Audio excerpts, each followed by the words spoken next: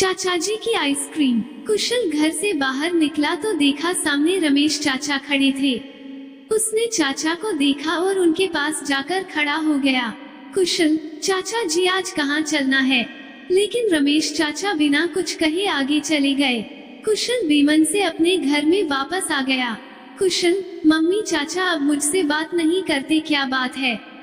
संगीता, बेटा तेरे पापा और चाचा में जायदाद को लेकर कुछ कहासुनी हो गई है। हमारा उन लोगों से कोई लेना देना नहीं है। कुशल, लेकिन चाचा तो बहुत अच्छे हैं, हमेशा मुझे स्कूल से लाते थे, वहाँ आइसक्रीम दिलवाते थे।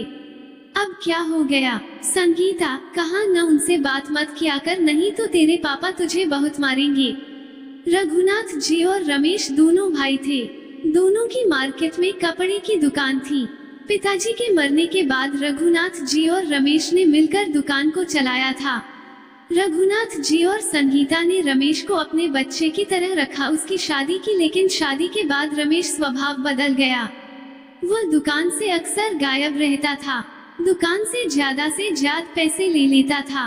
रघुनाथ जी ने कभी कोई हिसाब नहीं रखा, लेकिन कुछ समय से दुकान में घाटा होने लगा। बाद में पता लगा कि रमेश ज्यादा पैसे ले रहा था। रघुनाथ जी, रमेश, जब हम महीने के अंत में बराबर पैसे लेते हैं तो तुम जमा खर्च के पैसे कैसे ले सकते हो? रमेश, भैया मेरी शादी हो गई है, मुझे पैसों की जरूरत थी तो मैंने ले लिया, अब क्या हर काम आपसे पूछकर करना पड़ेगा? रघुनाथ जी घर की शांति को बनाए रखने के लिए चुप रह गए। कुछ दिन बाद पता लगा कि रमेश ने वही मार्केट में अपनी अलग दुकान खोल ली है।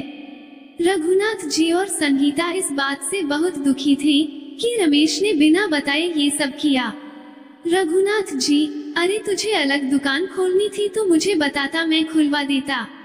क्या तूने मुझे बताना भी जरूरी नहीं समझा? और मैंने सुना है तूने इसके लिए कर्ज भी लिया है, चुकाएगा कहाँ से? दुकान चलने में तो समय लगेगा। रमेश, आप मेरा हिस्सा दे दीजिए, उससे मैं अपना कर्ज चुका लूंगा। अब मैं आपके साथ नहीं रहना चाहता। रघुनाथ जी को जैसे झटका लगा। उन्होंने कहा, रघुनाथ जी, तुझे हिस्सा चाहिए तो ले ले, लेकिन ये जो तू परायों जैसा सुलूक हम लोगों से कर रहा है ये ठीक नहीं है।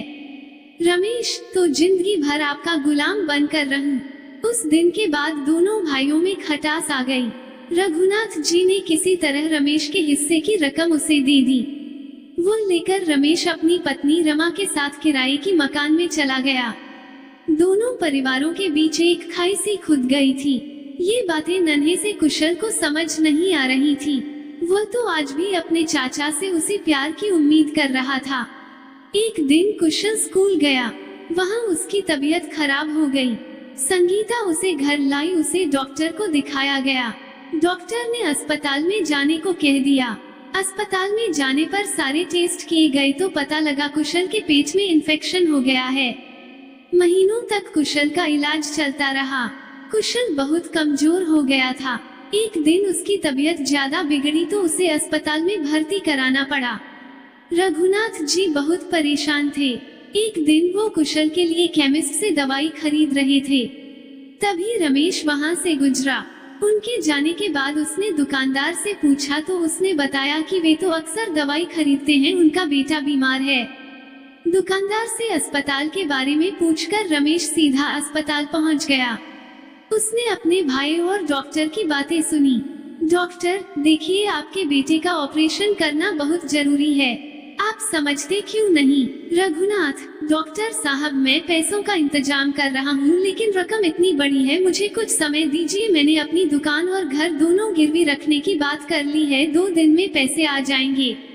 डॉक्टर, जो कुछ करना है जल्दी करो, नहीं तो पछताने के अलावा कुछ हाथ नहीं लगेगा। तभी रमेश आगे आया। रमेश, भैया इतना कुछ हो गया, आपने मुझे बताया नहीं। रघुनाथ जी, पता नहीं भाग्य में क्या लिखा है, तू कुशल से मिल ले, उसे अच्छा लगेगा। रमेश जल्दी से कमरे में घुस गया। रमेश, क्यों छोटे मास्टर चाचा को भूल गया, अब आइसक्रीम नहीं खानी? कुशल चाचा को देखकर बहुत खुश हुआ। संगीता की आंखों से आंसू बह रहे थे। रमेश, चिंता मत करो भाभी, सब ठीक हो जाएगा, ये कहकर वह चला गया। अगले दिन सुबह डॉक्टर ने आकर बताया कि आज ही कुशल का ऑपरेशन करेंगे। रघुनाथ जी, डॉक्टर साहब अभी तो पैसों का इंतजाम नहीं हो सका। डॉक्टर, क्या लेकिन आपके पैसे तो जमा हो गए। रघुनाथ जी सोच रहे थे तभी उनके कंधे पर किसी ने हाथ रखा। रघुनाथ जी ने पलटकर देखा तो रमेश और रमा दोनों खड़े थे। रमेश, चिंता मत करो भैया, हमारा कुशल बिल्कुल ठीक हो जाएगा। मैंने कल ही अपनी दुकान बेच दी, अभी सुबह ही पैसे मिले तो मैं रमा को लेकर यहाँ आ गया। रघुनाथ जी की आंखों से आंसू बह रहे थे। रघुनाथ जी, पगले ये क्या किया, अब क्या करेगा बिना दुकान के? रमेश, कुछ भी कर लूंगा भैया, लेकिन अपने बेटे को तड़पते नहीं देख सकता। रघुनाथ जी, कुछ भी क्यों, अपनी दुकान है न, दोनों भाई वहीं बैठेंगे। दोनों भाई गले लग गए। ये देख कि रमा और संगीता की आंखें भी नम हो गईं। कुशल का ऑपरेशन हुआ, वह ठीक हो गया। कुछ ही दिन में अस्पताल से छुट्टी मिल गई, वो घर आ गया। रघुनाथ जी, रमेश अब भी अलग रहेगा मुझसे, जा अपना सामान लिया, हम सब साथ में रहेंगे। रमेश, लेकिन भैया मैं तो अपना हिस्सा ले चुका हूँ, वो मैंने सब कर्ज में चुका दिया। रघुनाथ जी, पगले तू भी मेरे ही हिस्से में है, छोड़ ये सब, चुपचाप जाकर सामान लिया।